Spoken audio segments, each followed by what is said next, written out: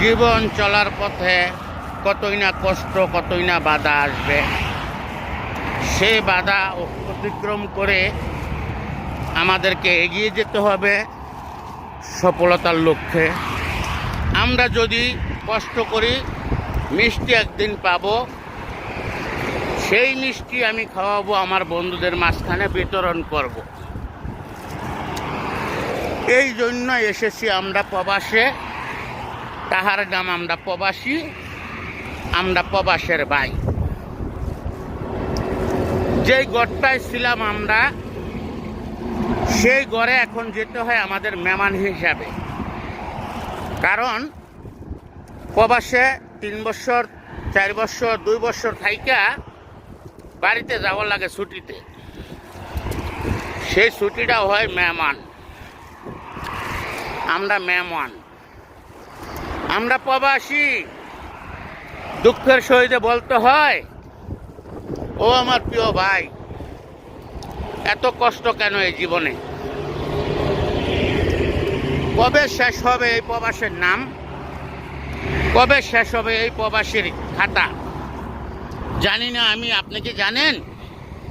যদি আপনার জানা থাকে আপনি বলে যাবেন কমেন্টে। জীবনটা পুতুল খেলার মতন। এক একটা প্রবাসীর জীবন পুতুল খেলার মতন। কেন ভাই? হাজার দুঃখ কষ্টের মাঝখানেও মাস শেষে যখন আমরা বেতনটা পাই, আমার বাড়িতে কিস্তি আছে, বাড়িতে বাজার লাগবে, খাবার লাগবে। যখন বেতনটা পায় বাড়িতে টাকাটা পাঠায়,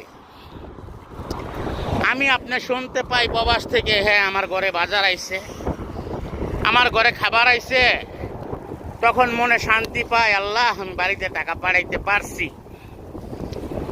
আর যখন মনে হয় যে আমি এই মাসে টাকা পাঠাইতে পারি না, নিজের কাছে অপরাধী মনে হয়। আপনি কি জানেন? জানবেন, সকল প্রবাসী জানেন। আর আমার এই ভিডিওটা যারা যারা দেখবেন, ভিডিওটা একটু বড় হইল স্কিপ করবেন না। ভিডিওটা একটু দেখা মন থেকে একটু দোয়া করবেন সকল প্রবাসীর জন্য। আমি আপনাদের কাছে এটা আশা করি। আমার প্রাণ প্রিয় বন্ধুরা, সকল প্রবাস থেকে আমি আপনাদেরকে স্যালুট জানাই। আমার সকল প্রবাসী ভাইদেরকে ভালোবাসা রইল, দোয়া রইল।